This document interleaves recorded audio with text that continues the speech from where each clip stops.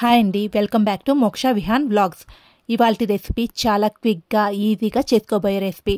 పొద్దున్నే లేచి ఇవాళ ఏం చేద్దామా అనుకునే హౌస్ వైఫ్స్కి, ఆఫీస్కి వెళ్ళే వాళ్ళకి చాలా యూస్ఫుల్గా ఉంటుంది. లంచ్ బాక్సుల్లో కూడా చాలా అంటే చాలా బాగుంటుంది.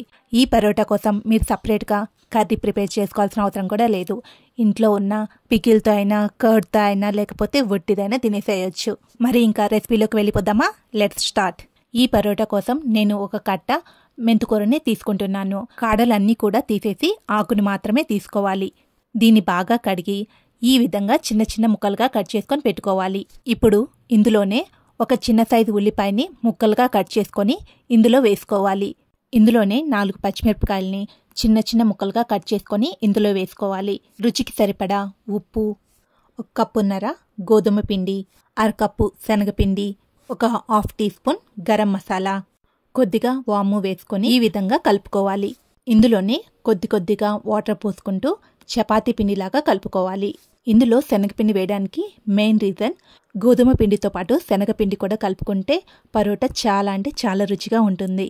ఈ విధంగా కలుపుకున్న తర్వాత ఇందులో కొద్దిగా ఆయిల్ వేసుకొని బాగా పిండిని ప్రెస్ చేసుకుంటూ కలుపుకుందాం. ఎంత బాగా ప్రెస్ చేస్తే పరోటా అంత సాఫ్ట్గా మెత్తగా వస్తుంది. పిండిని ఈ విధంగా కలుపుకున్న తర్వాత పైన ఒక క్లాత్ కప్పేసి ఒక పావు గంట అలానే వదిలేద్దాం. పావు గంట తర్వాత క్లాత్ తీసేస్తే పిండి చాలా అంటే చాలా సాఫ్ట్గా ఉంటుంది. అది ఇప్పుడు పక్కకు తీసుకొని మళ్ళీ ఒకసారి కలుపుకుందాం. ఈ విధంగా కలుపుకున్న తర్వాత పిండిని కొద్దిగా తీసుకొని ఉండలుగా చేసుకొని పక్కన పెట్టుకుందాం. ఈ విధంగా ఉండలుగా చేసుకోవాలి.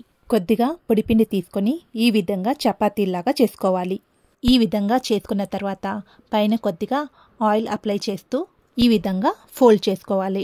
అన్నిటిని కూడా ఈ విధంగానే ఫోల్డ్ చేసుకుందాం. తరువాత మళ్ళీ వాటిపైన కొద్దిగా పొడిపిండి చల్లి మళ్ళీ ఒకసారి స్మూత్గా ఈ విధంగా చేసుకోవాలి. ఎందుకంటే ఇందులో ఆనియన్స్ అన్నీ ఉన్నాయి కాబట్టి చాలా స్మూత్గా ప్రిపేర్ చేసుకోవాలి. అన్నింటినీ ఈ విధంగా ప్రిపేర్ చేసుకొని పక్కన పెట్టుకోవాలి. ఇప్పుడు స్టవ్ మీద ప్యాన్ పెట్టుకొని ప్యాన్ వేడెక్కగానే పరోటాని దానిపైన వేసుకుందాం. ముందు ఆయిల్ లేకుండానే 2 వైపులా కాలనిద్దాం. తరువాత ఆయిల్ వేసుకోవాలి.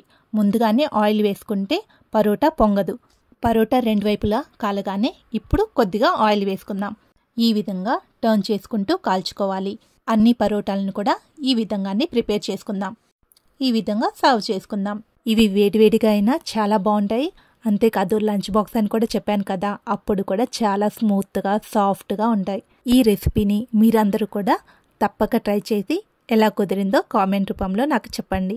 ఈ వీడియో మీకు నచ్చినట్లయితే ఇంతవరకు ఎవరైతే నా ఛానల్ని సబ్స్క్రైబ్ చేసుకోలేదో స్క్రీన్ రికార్డర్లో చూపిస్తున్నట్లు లైక్ చేయండి, సబ్స్క్రైబ్ చేయండి. పక్కనే ఉన్న బెల్ ఐకాన్ మీద క్లిక్ చేసి ఆల్లోనే పెట్టుకోండి.